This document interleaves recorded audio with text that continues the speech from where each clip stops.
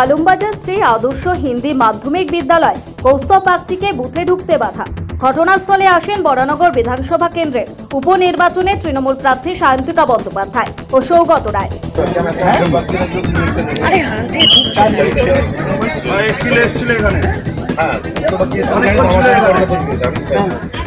আমি সব বুথই ঘুরছি, বহিরাগত কেউ আসতে পারে না, মানে অ্যাসেম্বলির বাইরে কেউ, লোকসভার বাইরে কেউ এন্টাইটেল নয়। তো আমি সেই বিষয়ে অবভিয়াসলি অবগত এবং আমি সব বুথ যেমন ঘুরছি এই বুথেও এসেছি, সবাই শান্তিপূর্ণভাবে ভোট দিচ্ছে। কেউ এসেছিল এর আগে আমি শুনলাম, তো এখন নেই তারা। বরানগর উপনির্বাচনেও সন্ত্রাস, তৃণমূলের কাউন্সিলরের সঙ্গে সিপিএম প্রার্থী তন্ময় ভট্টাচার্যের সঙ্গে বচসা হাতাহাতি, পোলিং এজেন্টকে বুথে বসতে না দেওয়ার অভিযোগ।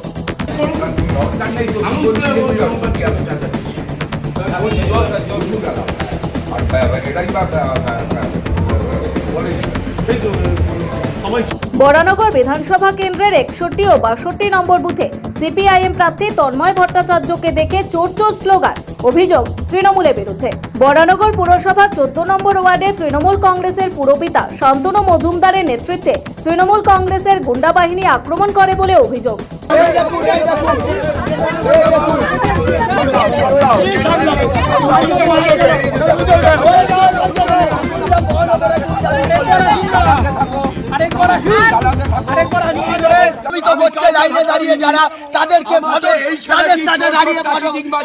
এখনো বলছি আপনি এখানে লাইনে দাঁড়িয়ে আবার চোরটা চলে আসছে, আপনি ভোটারকে চোরটা বলবে, আপনি তন্ময়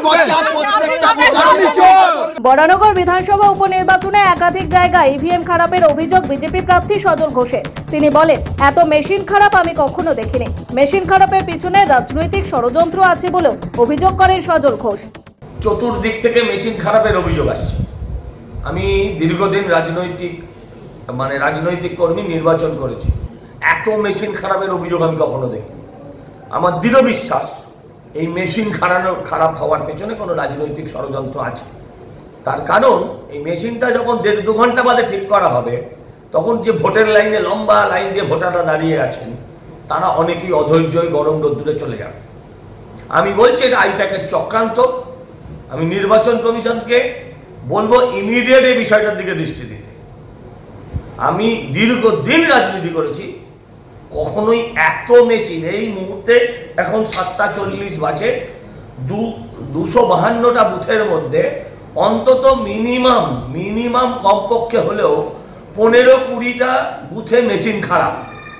আমি বলছি এটা পুরোপুরি রাজনৈতিক চক্রান্ত, যাতে মেশিন খারাপ হয়ে 1.5 ঘন্টা 2 ঘন্টা লস করলে বুথের বাইরে মানুষের যে লম্বা লাইন, সে মানুষ অধৈর্য হয়ে ফিরে যাবে, তারা আর ভোট দিতে আসবে না। ভুয়ো ভোটা ধরতে গিয়ে বরানগরে আক্রান্ত হলেন উপনির্বাচনের বিজেপি প্রার্থী সজল ঘোষ।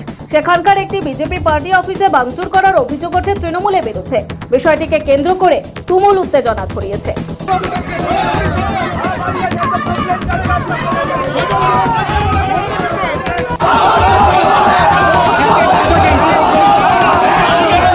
অনেকক্ষণ ধরে আমি কমপ্লেন পাচ্ছিলাম ভুয়ো